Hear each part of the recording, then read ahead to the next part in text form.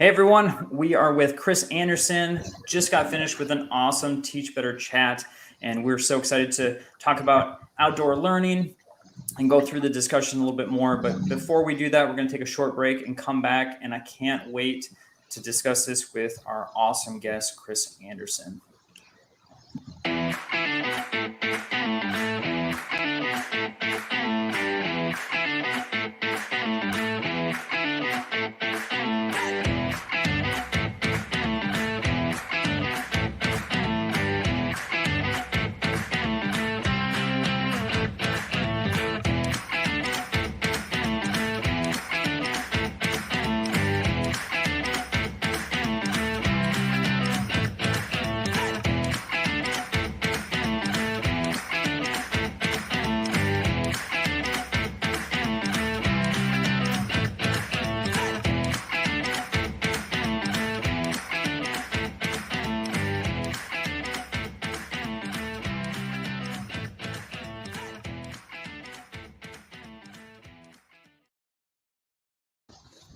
What's up, Chris? How are you feeling? I feel good. I feel really good. Yeah, it's always like it's like that drill you see in training camp where the receivers are spinning around catching the football out of the jugs machine. It's a little like that, but it's fun. It gets me hyped up right before I go to bed. That's the best time to get hyped up. That's right. That's right. Anything is possible. So, Chris, for those who may not know who you are, will you just kind of give us a brief description of what you do in education? Yeah. So my during the day, I kind of do two jobs. I live in two different worlds. So during the day, I am a instructional coach. I work for the Hamilton County ESC, and I've been embedded with Cincinnati Public Schools for the last 5 years. And it's been really rewarding. I get to work with some great elementary school teachers, and I'm from the high school world. So it was new to me to go to the elementary school, but it's been great. And then on the side at night, when I put on my superhero cape, I host and executive produce Science Around Cincy, which is a web-based video series that features scientists and engineers and other folks around Cincinnati, and it teaches basic science concepts. And it's actually now on not one but two PBS affiliates. So we're not only on the web, but we're on broadcast as well, which is super exciting. It's very exciting, man. That's awesome. Yeah. So, Chris, I guess that kind of correlates to your topic, but I always love asking those who are doing our Twitter chats just why you felt so passionate about this topic of outdoor learning. Yeah, so it's always been something I've really enjoyed and loved. I loved getting my students outdoors when I was in the classroom. But also, we're kind of debuting a new project here called Outsider Classroom that is a whole new video series that features our national parks and teaching kids science and conservation values through the national parks. And we're kind of in the process of editing, but we're going to be able to share some stuff next month. And I put a link to a sneak peek for everybody. And I'll actually put it here. I'll put it in the private chat if you want to share it, Josh. So it's just a whole video series. It's going to get kids excited about their national parks and their public lands and keeping them safe, but also teaching them the science they need to know. Very cool. So the first question was asking everyone about how they are doing their outdoor learning. So for you specifically within the classroom, what are you doing to get your students outside? Yeah, so not being in the classroom, I don't have a ton of ability to do that. But with this project, we're starting to bring some of the outdoors and wilderness places to the classrooms because we know that there's a lot of barriers for kids. There's economic barriers, there's logistical barriers, there's all sorts of things that keep kids from having equitable access to the parks. And I think that's what we're trying to do. I don't know why I keep flashing, but my video keeps flashing. I swear I'm not. Yeah, I'm in a very underground rave right now. But yeah, that was really like the whole thing of like we're trying to bring things to the classroom and bring that explorer mindset to kids, even if they can't get out themselves, because as we saw in the chat, like there are a lot of barriers. Like there's great teachers who want to bring their kids outdoors, but just can't. They just don't have the tools they need. So that's the problem we're trying to solve here. Yeah, so I'm glad you brought up the barriers, because that was something I was really curious about as people were putting their different things that kind of get in the way. Obviously, most classes are inside, right, in the classroom, yes, in the building. So for some of the barriers, what was something that was maybe surprising, or what were some things that you learned that get in the way from outdoor learning? Yeah, that's a great question. I'm going to look up the person and give this person a shout out, so yes, I know exactly who they are. But they talked about having to justify field trips. And I think it was A Better Classroom, so Ocean Teacher D, who brought up a great point. Like, why do we need to justify this? Like, this shouldn't be, I shouldn't have to pull teeth to do something that's essential to learning. Like, why it's like, that's like justifying doing a lab or assigning a book for your kids to read. It should come as part of your curriculum. And we all have budget constraints. Like, everybody's got budget constraints. It doesn't matter where you teach, really doesn't matter what you do. Yep. But we shouldn't have to fight tooth and nail to say, like, hey, this should be an essential part of what we do with the kids. Yeah. So I'm going to take a moment just to tell everyone, if you have any questions for Chris, go ahead, throw it in the comment section. We'll pull those up. Chris is used to distractions. He's got like the lights going everywhere. He's got ambulances going by. So right, we're loving this. We're loving the vibe that we got going on here. And dogs and cats living together, mass hysteria. So make sure you throw in some comments and questions as we're chatting. Let's talk about the benefits, right? So to justify going outside, what are some things that we can say to allow maybe administrators, the district, to say this is the best environment for our kids? That's a really good question. I think when you tie it to standards, like that's how they're going to see things, right? Like if when it comes to the brass, they're looking for the proof in the pudding. And if you can tie it to, like, this is directly tied to this standard, and I can show that my kids are going to do better on whatever XYZ assessment that's important to your administrators. And if you can make a compelling argument for that, I don't think it should be a problem. And really, it shouldn't be. And it will have benefits. And I think if you're able to at least show the proof in the pudding, like that's the currency for decision making in schools so much these days, is like, show me the data. And if you show them the data that this will get our kids better and a better educational experience, and it will improve the metrics by which we measure that, you should be allowed to do that. And as a matter of fact, they should give you money to do that. Yeah. So let's dive deeper in that, because I love the idea of like showing data, because that's something, right? We got to have evidence-based when we're trying to prove that something's working. So what are some forms of data that our teachers can use to justify going outside? I'm not a fan of redundancy, and even this is in my day job as a data coach, is I tell the teachers, whatever assessments you need to use, whether it's, let's say your district says you need to give an iReady assessment every 2 weeks to measure your gains, go with that. Mm-hmm. Just use that.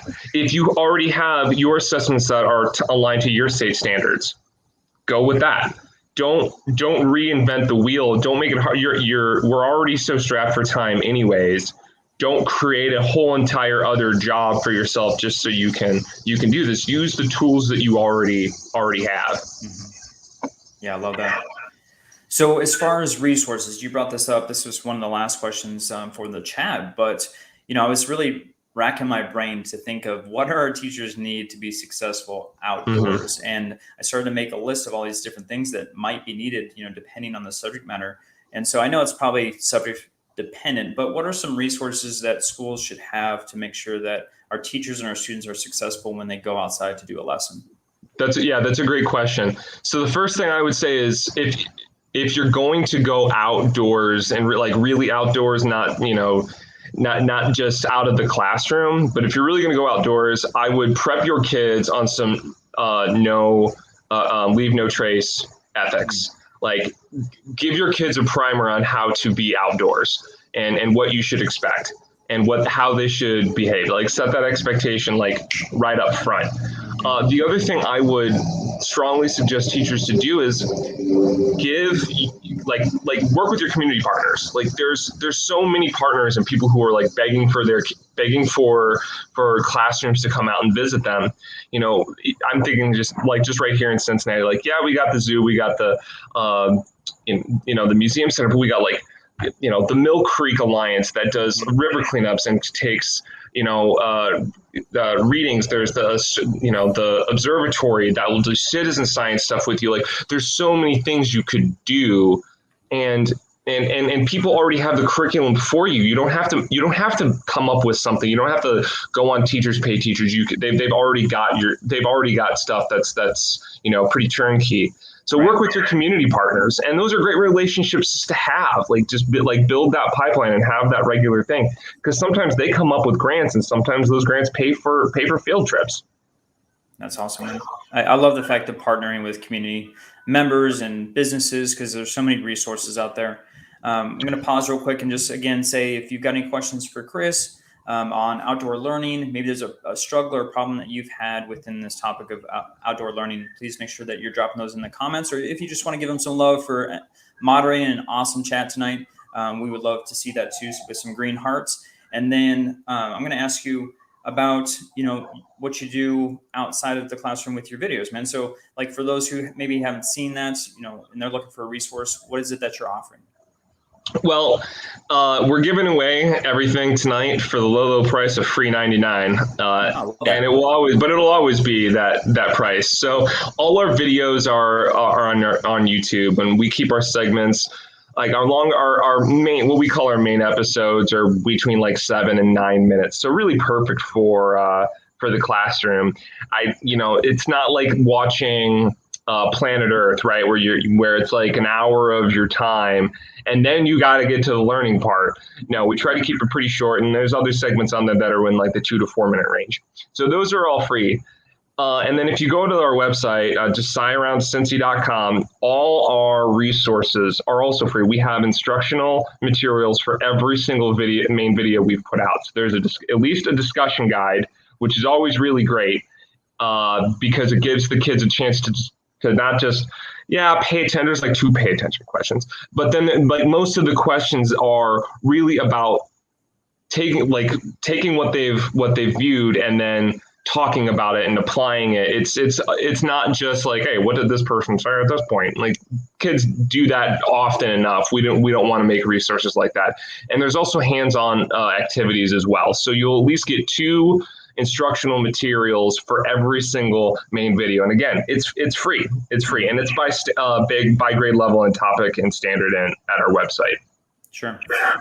So Chris, the link that you sent me, I'm going to post that in the chat or in the comment section on our social media outlets, just because, on the screen, it's going to be really, really long. So we'll make sure that we get everybody that access to that file. And then I know this is becoming more popular, and I love this idea of classrooms actually trying to be outdoors most of the time, most of the calendar year. So if anyone is thinking about potentially doing that, what might be some first steps for them before they venture into that area?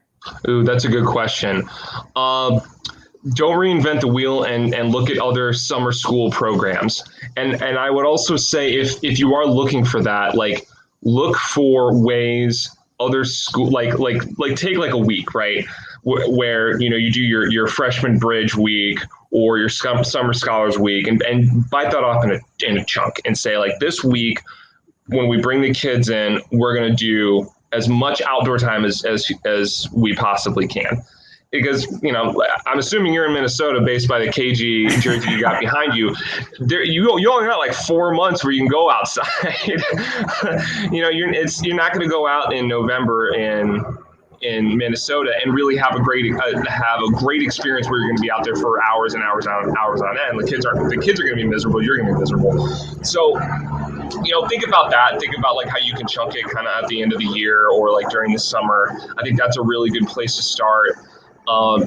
The other thing is, people had so many great ideas and just getting your kids outside. Just go out and read. Like, bring your kids outside and we're going to read for 30 minutes. I would have our kids do their physics problems outside if the weather was nice, just to change it up, just to get some fresh air. Especially when they've been inside for the entire day. Yeah. All right. So Megan's she's putting the answer down, man. I'm actually not in Minnesota. I'm in Texas. No. So you have the opposite problem. So now, right. Well, that makes it easy. So now you just go outside in November, and then every other time you're inside enjoying the air conditioning. It's definitely the flip side. Right now it's like 100 degrees, so we wouldn't want to be outside for classes. But right. I did grow up in Minnesota, so it's my my lineage behind me is my fandom still lies in Minnesota. Yes, that's a Midwest thing. Your fandom sticks with you no matter where you go. I'm a Cleveland boy. I'll never not be a Clevelander, but I've lived in Cincinnati for like 15 years. I have a very similar story, my man. So let's talk about the small pieces, right? You talked about sometimes with the barriers, we are not allowed to maybe have an outdoor classroom, for an extended period of time. But it's obviously good for our students to be outside. So right. Even for like the small, maybe it's 10 minutes, maybe it's 15 minutes. What are some things that teachers can do with very little resources, maybe very little land space, some of those other barriers that we talked about? What can they do to get their kids outdoors? I think another good idea is think of how cramped some of your classrooms are. There's desks in the way. Doing things where even for 10 or 15 minutes where you can just kind of give yourself some space to do a more kinesthetic activity. I think that's really helpful too. The other thing I'll say is, there's a lot of schools that have gone through redesigns in the last 10 years. See if you can get on some of those committees or meetings. And not that I'm encouraging anybody to take on another thing at school of all the things you've been doing, but like if you're not at the table, then you're going to be on the menu. And if you are on some of those committees, you might be able to say, hey, we should have some space for the kids to be outdoors that isn't just them like sprinting to their cars if they're in the high school or if they're like or the bus loading zone. Like we need a place to be intentional about being outside. The other thing I'll say, Josh, just to kind of go back to the link I shared, this is a short clip that we shot in Death Valley, talking at the Badwater Basin. It's the lowest point in the continent, one of the lowest points in the planet, and we talk about why it's so low and the tectonic forces behind that. But it is a short clip, so I think it's only like maybe 2.5 minutes, maybe slightly less than that. But if people want to check it out while we're chatting here, and wrapping up, they can go ahead and do so. It's pretty quick. Awesome. So, is there any more tricks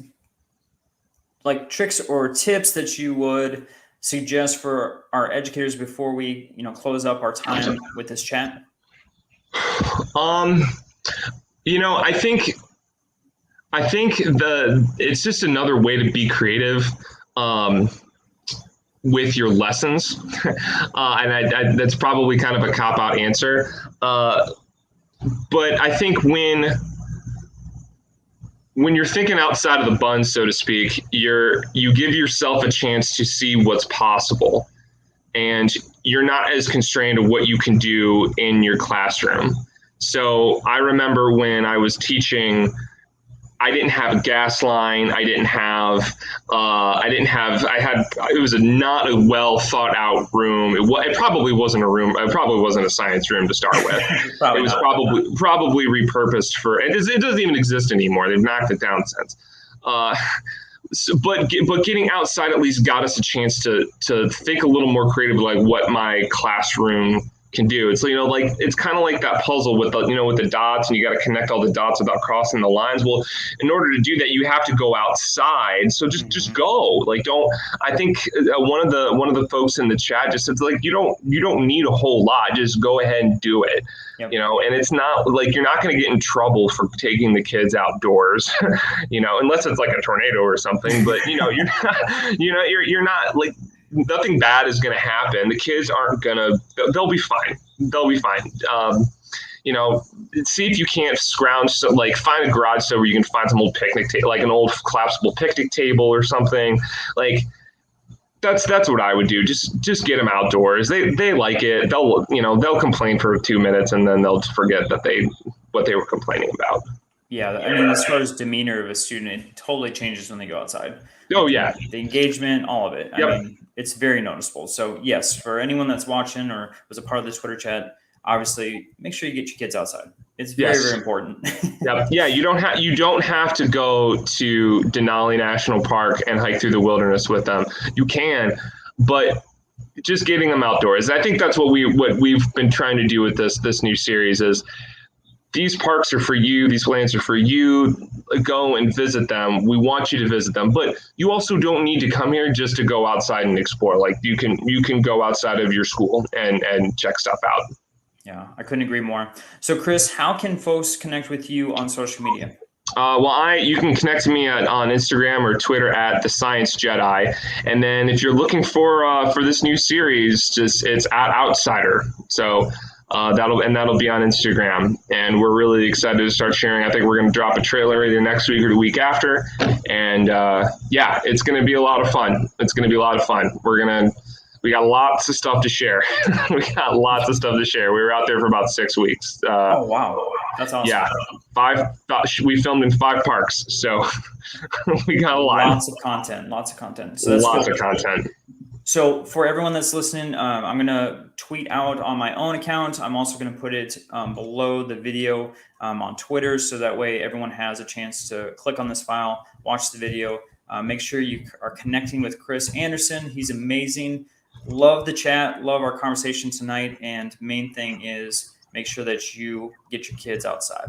That's right. All right. Appreciate it, man.